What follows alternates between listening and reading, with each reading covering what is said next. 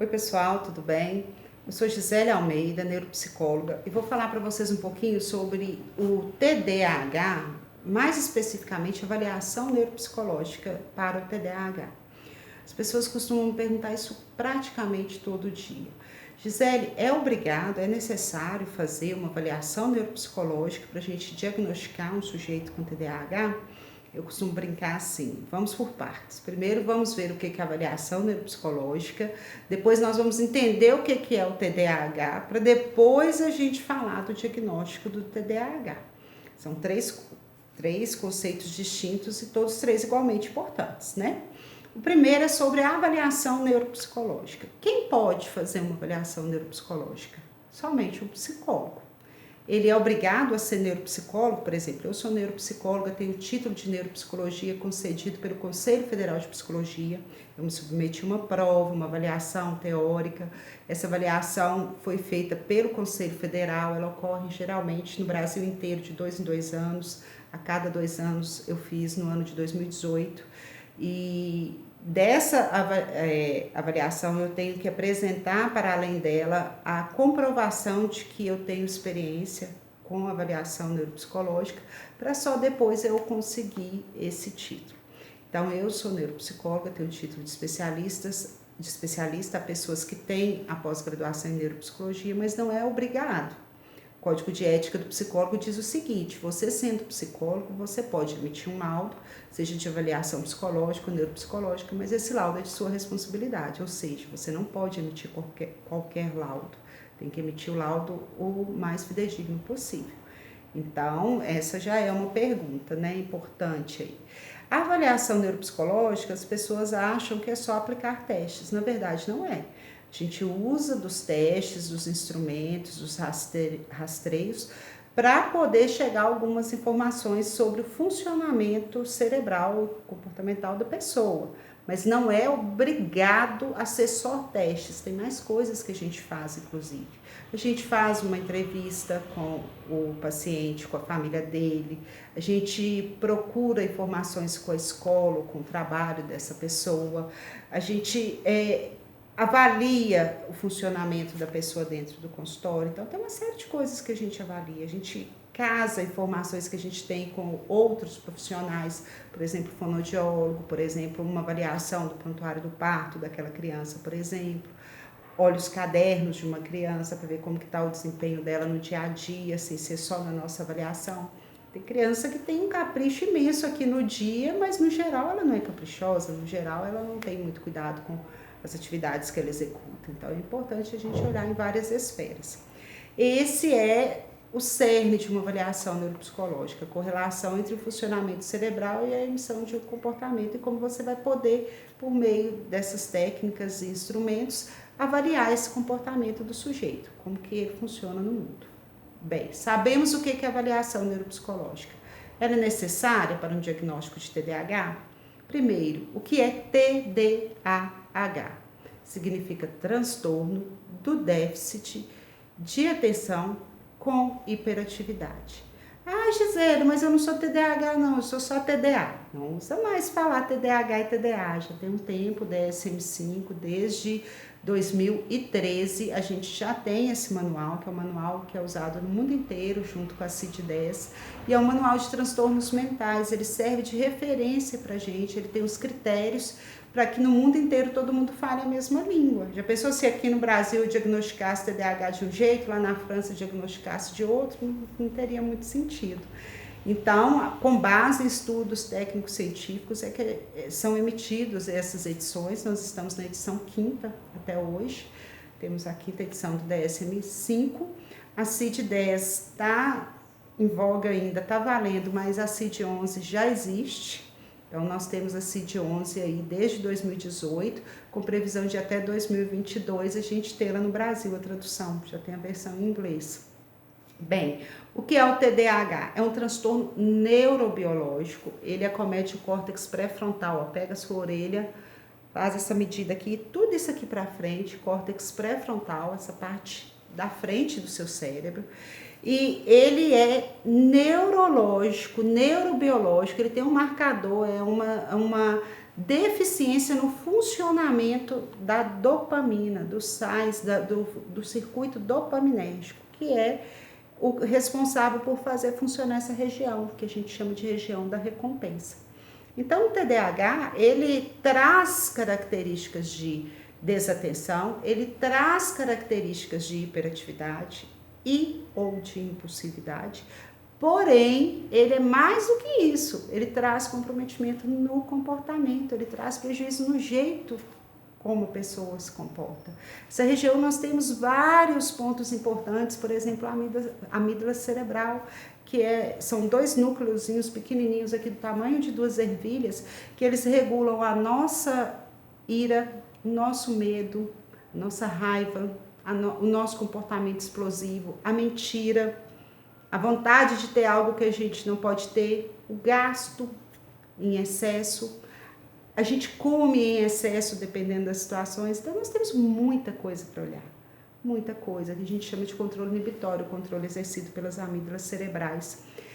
E quando a gente pensa nesse diagnóstico, que é um diagnóstico mais amplo, um diagnóstico mais sério, não tem nada a ver com a inteligência, tanto que a gente tem pessoas com uma inteligência muito elevada, características inclusive de altas habilidades, e com o quadro de TDAH, da mesma forma que a gente tem pessoas com muita dificuldade, inclusive no campo da deficiência, e ainda assim consegue cumprir os critérios do TDAH. Então a gente não sabe dizer só pelo nível de rendimento da pessoa na escola se ela tem ou não tem TDAH. Isso aí é um absurdo, é uma falácia. Quando a gente vai falar com a pessoa que a pessoa tem TDAH, ela, nossa, mas você é tão boa na escola, não dá problema nenhum. Eu também sou portadora de TDAH grave mesmo, e nunca dei problema na escola, né? Fiz 2 faculdades, 2 pós, no mestrado, sempre notas acima de 90%, minha mãe nunca foi chamada na escola, então não existe isso, de TDAH estar correlacionado a estudo, a escola, isso não existe. TDAH está mais relacionado à motivação para os estudos, ou seja, aquilo que eu gosto eu estudo muito, eu entro em hiperfoco, aquilo que eu não gosto tanto, eu deixo, procrastino, eu empurro com a barriga até os 47 do segundo tempo. Eu costumo brincar dessa forma. O sujeito com TDAH, ele tem muita iniciativa e pouca acabativa. Ele começa o projeto, ele se empenha, ele dedica, ai meu Deus, tudo lindo, maravilhoso. No instantinho dá aquela esfriada. É esfriada no emprego, fica entusiasmadíssimo com o emprego, no instantinho para. É esfriada no caderno, o menino começa com o caderno lindamente, todo completo. No final tá tudo embolado, escrito com caneta de tudo quanto é cor, escrevendo geografia no caderno de artes. É aquela confusão, né? Começa a fazer o curso de violão para, judô para, inglês para. Inclusive inglês é uma disciplina que quem tem TDAH tem muita dificuldade. Outra questão que é muito importante da gente considerar no TDAH, ele tem essa iniciativa, pouca acabativa, e ainda quando ele tem o hiperfoco, ninguém tira ele do lugar. Então isso gera uma impressão de que o sujeito é folgado. Geralmente eu escuto as mães falando assim, por que quando é para videogame ele não é desatento? Por que quando ele está fazendo uma coisa que ele gosta, julgando uma coisa que ele gosta, ele não é desatento? É só quando é para estudar? Porque é isso mesmo. Esse circuito é o circuito da recompensa. Então, o sujeito com TDAH, ele quer o prazer e evita o desprazer a todo custo. Então, a gente tem que escutar com bastante reserva essas queixas, porque elas podem sim denunciar um comportamento de TDAH. E o TDAH, ele está presente em cerca de 5%, 6% das pessoas. Tem estatística que diz que até mais de 12%. É algo que muito provavelmente vai vir diferente já no próximo DSM, porque está aumentando o índice de TDAH? Não necessariamente, eu acho que está aumentando a conscientização, não só eu acho, né, a teoria, a conscientização, a forma como as pessoas estão vendo isso, que antes era visto no campo da moral, né? O menino é elevado, isso aí não vai dar nada que presta, isso vai ser um marginal.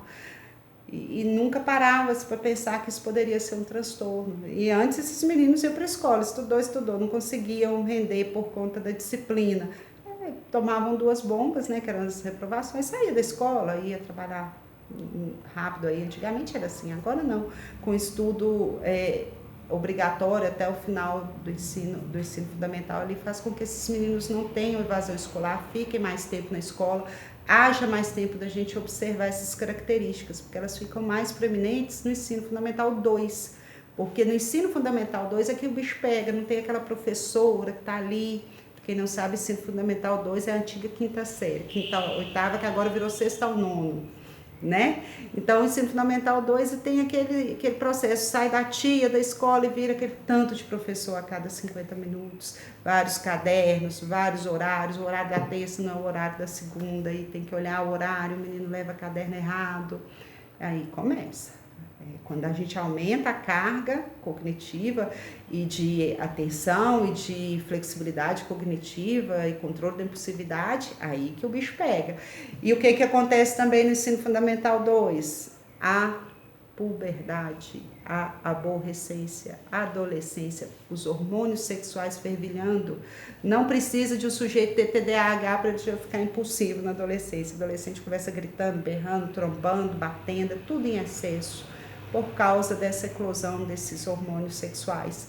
Então, um sujeito que tem TDAH vai ter isso e um pouco mais, né? Vai ser amplificada e ampliada esse comportamento disruptivo aí, esse comportamento disfuncional característico da adolescência.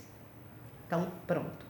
Tendo essa noção do que é o TDAH, não é uma invenção da indústria farmacêutica, não é picaretagem, não é folga, não é gente que está viciada em Ritalina, né? Isso é bobagem da mídia aí, desses fake news da vida, né? Fake news é cada tragédia que ele traz para a nossa vida, que se a gente for falar isso aqui, nós vamos fazer um áudio de 200 minutos, um vídeo de 200 minutos. Então, é preciso que a gente entenda que não há nenhum exame, nem de imagem. Às vezes o pai chega lá e fala, não, mas já fizeram ressonância, já fizeram tomografia, não acharam nada, o exame de sangue do meu menino está ótimo, meu menino nunca teve problema, já levei no neurologista, já levei em tanto de coisa, nunca deu nenhum problema. Aí a gente fala, calma, mãezinha, não existe nenhum diagnóstico clínico, nem de imagem, clínico laboratorial, que vá dizer se o filho tem TDAH ou não. O diagnóstico é feito por meio da avaliação do profissional, avaliação clínica. Então, você vai precisar analisar no sujeito se ele cumpre os critérios do DSM-5. São 5 critérios. Vou falar os 5 para vocês aqui, para vocês pensarem um pouquinho neles. Então, os critérios são, primeiro, tem que cumprir, se for criança, 6 itens, e se for adulto ou adolescente já mais velho, a partir dos 14 anos ali, pelo menos 5 itens de 9 itens de atenção. Então, a gente tem item A, B, C, D, até completar 9 itens de desatenção, e ele tem que cumprir 5 se ele for adulto ou adolescente, ou 6 se ele for criança, desses itens de desatenção. Aí ele vai ter um TDAH com padrão desatento. Mas se ele cumprir 5 se for adulto ou 6 se for criança, dos itens de hiperatividade e impulsividade, são 9 itens também, 6 de hiperatividade e 3 de impulsividade. Se ele cumprir 6 desses 9 itens, ou 5 se for adulto, ele tem o TDAH padrão hiperativo.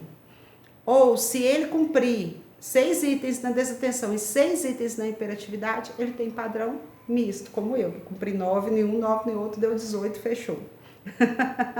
E aí a gente olha também a intensidade. As pessoas falam assim, mas todo mundo tem um pouquinho de impulsividade. Sim, mas quem tem um prejuízo com isso tem impulsividade o tempo todo, quando não deve, quando não pode mesmo. Então, é preciso avaliar o nível de prejuízo. Esse aí já é um dos critérios. Então, o primeiro critério é cumprir, quantificar esse prejuízo, ver quanto que é. Inclusive, a gente usa um questionário chamado MTA-SNAP. A gente fala SNAP, mas é SNAP que escreve. MTA-SNAP. MTA-SNAP 4, que foi validado pelo Dr. Paulo Matos, na Federal do Rio de Janeiro, UFRJ, em 2009. É um excelente questionário de rastreio.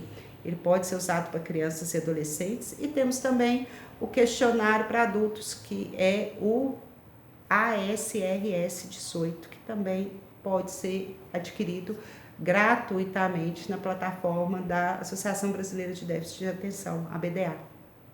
E, enfim, a gente pode, por meio desses instrumentos, conseguir aferir, seja o médico, seja o psicólogo, seja o professor, seja o fonoaudiólogo, se há necessidade ou não de investigar. Então, quer dizer que se você preencheu ali já é TDAH? Não. Mas se você preencher esses questionários e houver esse número aí que eu te disse, 5 para adultos e adolescentes e 6 para crianças, é indicativo de investigar sim, cumprir o critério A.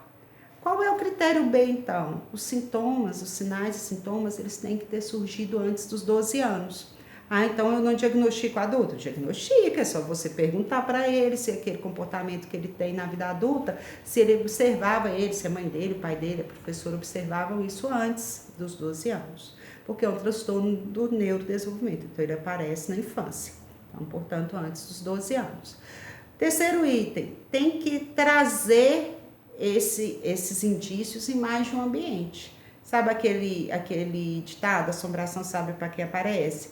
Então, se o menino é um santo na escola e em casa ele está totalmente disperso, totalmente diferente, não está casando a informação. O sujeito que é TDAH, ele é TDAH em todos os espaços, todos.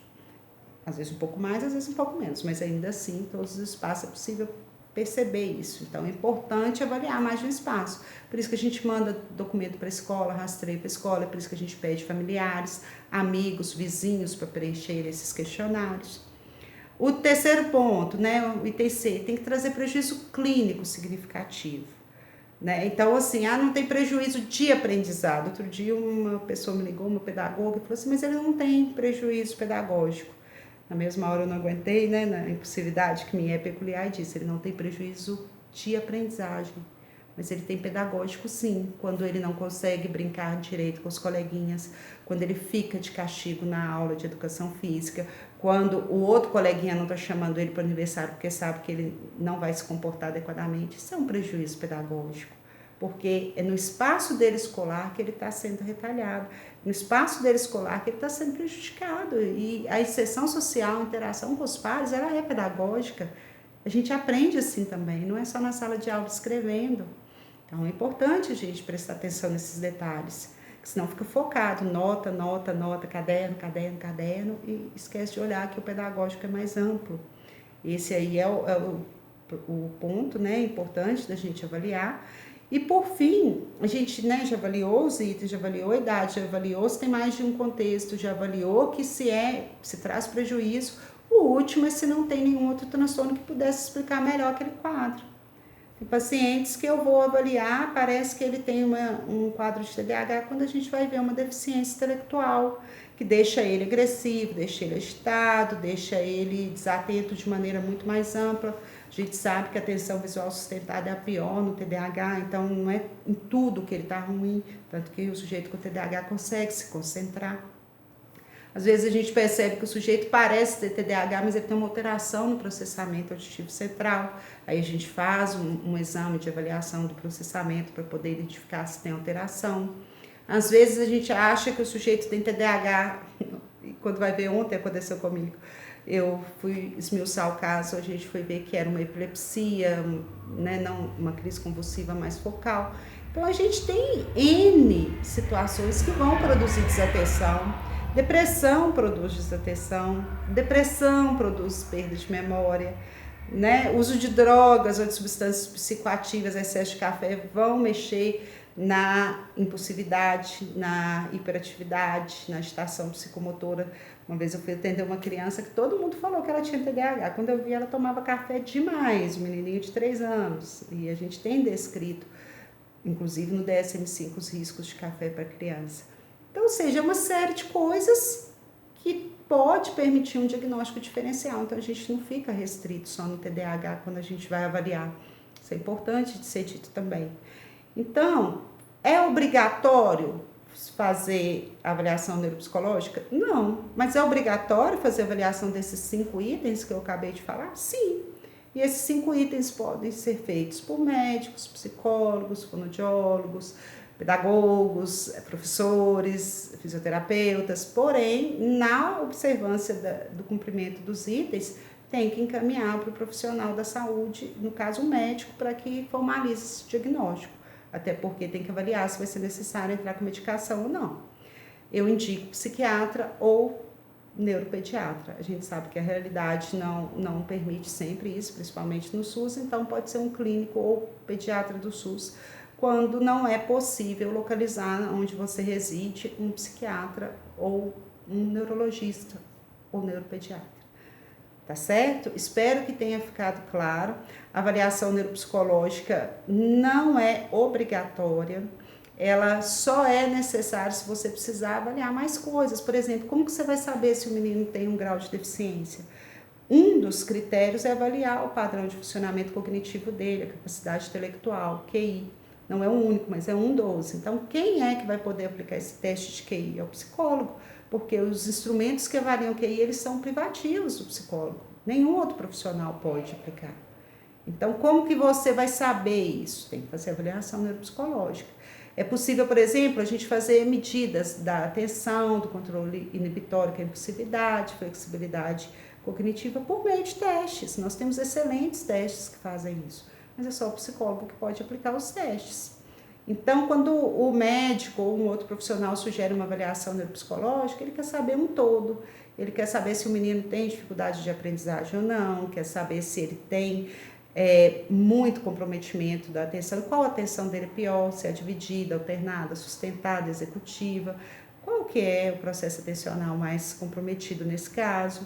Ele quer saber se tem ou não impulsividade, se é falta de limite ou se é uma impulsividade característica do controle inibitório, ou seja, neurológica. Então, assim, a avaliação neuropsicológica é um instrumento muito útil, porém ela não é barata, uma vez que você vai precisar ir lá 10 vezes no mínimo, ou fazer uma sessão bem longa, se não for 10 vezes, né? Uma sessão bem longa, para poder aplicar todos os testes, fazer todas as entrevistas, fazer todos os rastreios. Não tem como você pensar que vai ser uma avaliação rápida, né? Por exemplo, comigo, uma avaliação de uma criança de 6 a 10 anos, ali mais ou menos, de umas 10 sessões, 12 sessões. Então, você vai pagar por esse serviço mais uma emissão de um laudo completo desses testes, porque as pessoas acham assim, acabou a avaliação, está resolvido. Nada. O trabalho do neuropsicólogo só começou. Ele vai para casa, vai ler tudo, vai corrigir todos os testes, vai digitar relatórios. Eu já emiti relatório de 60 páginas. Muito comum, inclusive, porque a gente tem que descrever os processos utilizados. Então, é importante que a gente deixe isso tudo bem claro. Não é obrigado a avaliação neuropsicológica, mas justifica para ajudar num diagnóstico diferencial e para definir o quão está comprometido esses processos do córtex pré-frontal. Memória de trabalho, funções executivas especificamente, né? Memória de trabalho, estratégias de planejamento, flexibilidade cognitiva, controle inibitório e os processos atencionais. Então, depois que a gente mede tudo isso, a gente dá um bom subsídio para o profissional que vai conduzir o caso trabalhar. Tá bom? Espero que tenha sido útil essa informação. Gostaria que vocês deixassem aí nos comentários alguma informação de vídeo que vocês quisessem que eu falasse mais, seja sobre os transtornos do neurodesenvolvimento ou mesmo TDAH, que é a minha linha de trabalho, inclusive no mestrado, ou mesmo sobre avaliação neuropsicológica ou serviços de psicologia de um modo geral, tá bom? Um beijo para vocês e até o próximo vídeo.